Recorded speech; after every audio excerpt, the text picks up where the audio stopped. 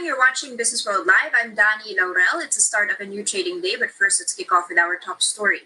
Business optimism in the Philippines continued to fall in the second half of last year, with the pandemic weighing heavily on the economy. The P&A Grant Thornton International Business Report said almost half of mid-sized businesses in the Philippines that were surveyed have expressed optimistic outlook on the economy for the next 12 months. This was 5 percentage points lower than the 54% reported in the first half of 2020, which was already the lowest rate of business optimism since 2016.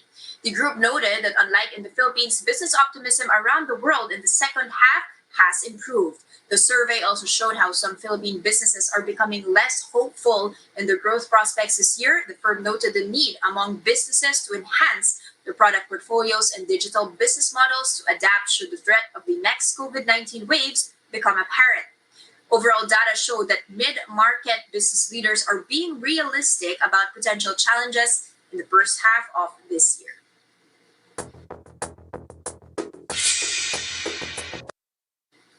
Okay, guys, let's move on to some good news. Although, we had some negative news in terms of the business outlook, FDI, or foreign direct investments, likely went up in 2020, at least here in the Philippines. This is according to a report by the United Nations Conference on Trade and Development. So that's very interesting because this actually bucks a global decline when it comes to FDI. So just as a reference, our foreign direct investments rose by almost a third in 2020. This is a stark contrast with the collapse in global foreign direct investments amid the pandemic. That went up by only 29%, by 29% rather, in the Philippines to $6.4 billion in 2020 from $5 billion in 2019. Now that is compared to the global FDI, which plunged by 42% to around $859 billion last year, mainly because of investment declines among the developed countries here in Asia. FDI in Southeast Asia in particular last year declined by 31%.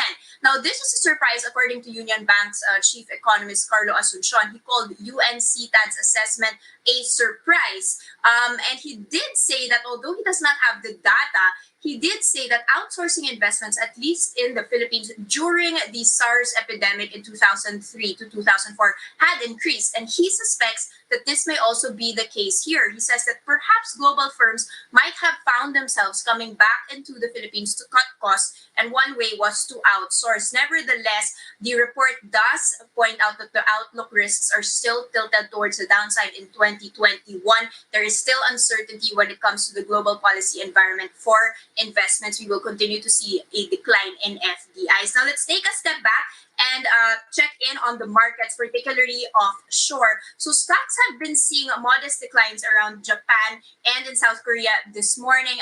You can see Wall Street here staging a bit of a mixed picture overnight. The Nasdaq up by 0.7%, but the Dow Jones tilted towards the red, at least on the close yesterday overnight. Elsewhere, you've actually got crude oil climbing towards $53 a barrel. European stocks, as you can see, retreating earlier yesterday. Now, on the pandemic front, you've actually got the World Health Organization saying yesterday that vaccine coverage may not reach a point that would stop the transmission of the virus in a foreseeable future. So we're going to be seeing how the markets are going to be responding to this. I'm going to pull out Asia for you guys so you can see how we have performed. As I mentioned, a bit of the back foot when it comes to the Nikkei 225, that's down by 0.7%. But take a look at Taiwan opening in the green, whereas Singapore is also in the red, so down by 0.8%. Now, what about our own local index? Yesterday, we finally saw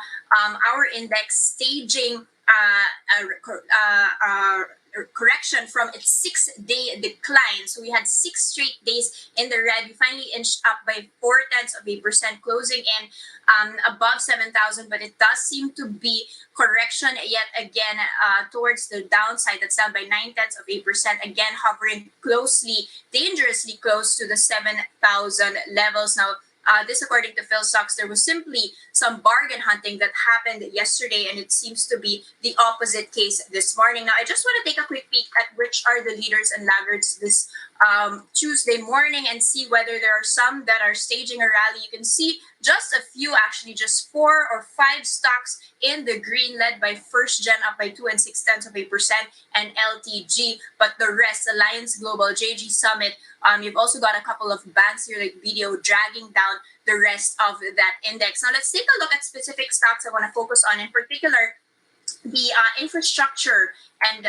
airport stocks. Let's kick off with Megawide. This I want to check in on after the MIAA board has now shut the door to their rehab proposal for NAIA. Now recall that they had received the original proponent status. This was then revoked, subject to an appeal. They did that appeal, and it does seem to be the case that they will no longer be doing this project. There is no official statement so far on the matter, but we have heard some sources saying that that will be coming soon. And sought for comment, Megawide said via a Viber message to Business World, "We respect the government's decision on this matter." You can see a sharp decline here for Megawide, down by 2.4% to 7 pesos and 79 centavos at the open. And finally, still on the topics of airport, let's take a look at Macro Asia, another one that's feeling some instability here, particularly because of the fact that Cavite LGU is seeing some quote infirmities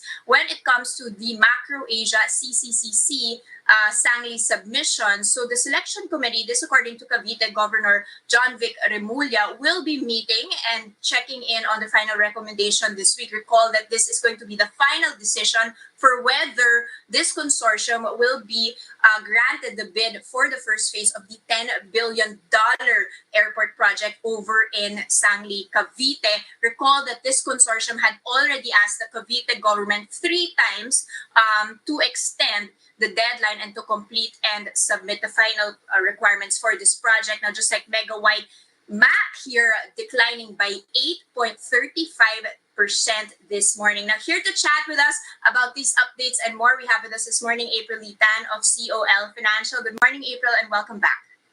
Morning. Yeah. April, a lot of things going on here, but let's take a step back and just talk about the big banner this morning with business confidence lower than before, or lower than ever. And this despite the fact that, there's a vaccine plan already. The cases seem to have been lowered already to 4-month lows, at least a few weeks ago. And also the economy continues to be reopening. So what is going on here, and why still the negative sentiment? I think, well, compared to other regions, for example, you talked about how confidence was picking up in other countries, but in the Philippines, it is not.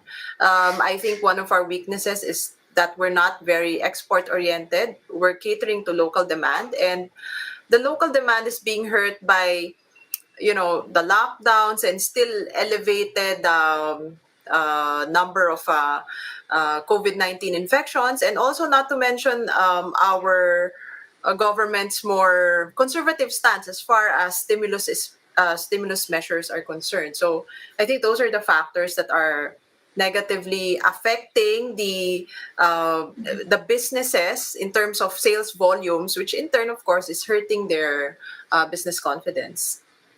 But when it comes to the FDIs, this bucked the rest of the global downtrend. Is this simply because there's a lag effect? And are you actually expecting 2021 to see a bit more of the pain? It's difficult to conclude right away whether FDIs are good or bad, because we're coming from a very low base compared to other countries. So it's difficult to say that it's already, very good at this point, because we have other countries probably getting triple, quadruple what we're getting. So, when you're coming from a low base, it's just easy to go up or down, by huge amounts. Yeah. So something that's non-conclusive. What about the GDP expectations on Thursday? What are the markets pricing in? Obviously, it's not going to be a pretty picture for the full 2020 year, but is it at least going to show some optimism or a better picture than what we've seen last year? I think, I just took a look at the consensus forecast. So for the full year, it's negative 9%, implying that in the fourth quarter, the market is expecting somewhere close to negative 7%. You know, on the negative side, it's still a huge drop. On the positive side, it is better than the decline that we saw in the third quarter. So, and I think, you know, even if we have a bad fourth quarter number, in some ways it is already a foregone conclusion that the fourth quarter is going to be bad. I think what's important is, you know, people are looking at how the infections are panning out. If the government is finally controlling these infections, allowing the economy to reopen faster, and you know, as far as vaccine rollouts are concerned, how are the procurements and how is the execution going to be? Will Filipinos be willing to get vaccinated, and will the government be available to provide those vaccines to the people so that the confidence will once again pick up? Okay, so still quite a broad range here when it comes to that contraction, but as you mentioned, negative expectation. April, how are the levels of the index related to your expectation of fourth quarter earnings, which will be coming in? Well, you know, we think, for example, taking our cue from the other countries, you will notice that despite the fact that you have a resurgence of infections, a third wave, um, the markets don't seem to care, because I think everybody's focused on the vaccine rollouts and the possible implications of that on, you know, future earnings. So people are more focused on future earnings.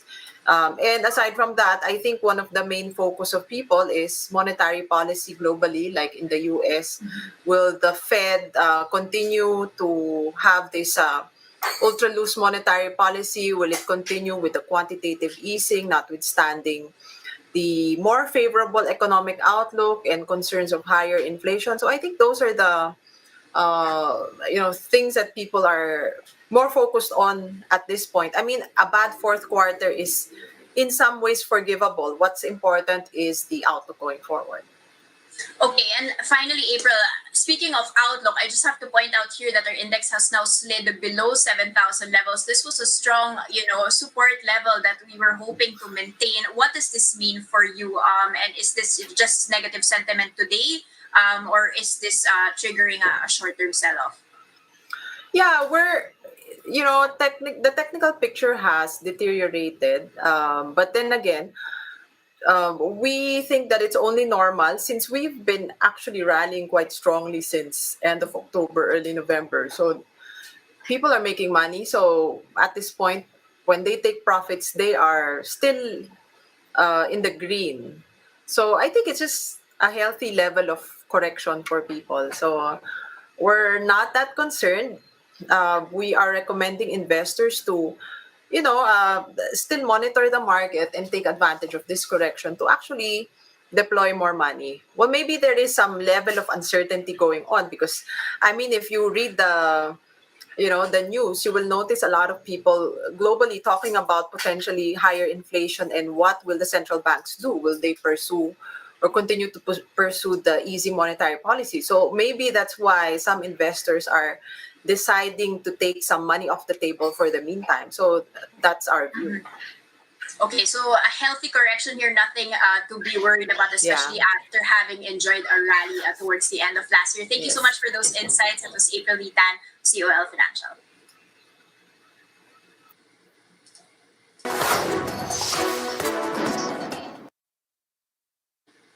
Okay, guys, checking in on the biggest headlines. We're keeping our eyes on Agriculture Secretary William Dar blamed the high retail prices of commodities to, quote, price manipulation by traders. Dar says the country has enough food supply, but it seems that it is being manipulated by wholesalers and traders. The agency is now asking the Competition Commission to investigate the possible external manipulation of supply of goods like pork and chicken, which is sending prices through the roof. To bring prices down, Dar said the DA has proposed an executive order to the president to impose a ceiling price that's on pork and chicken in NCR for 60 days. Now, the BIR has collected almost 1.7 trillion pesos worth of taxes through electronic channels last year. This is equivalent to 86% of the almost 2 trillion pesos total collections. The Finance Department adds that 94%, or about 23 million pesos in tax returns, were submitted online. The DOF said BIR's overall collections were down by over 11%. Despite this, the amount still exceeded the 1.6 trillion peso target for 2020 by 15%. The Development Budget Coordination Council reduced its projection for government revenues last year. This as tax collections slumped due to weak consumption and business closures amid the pandemic.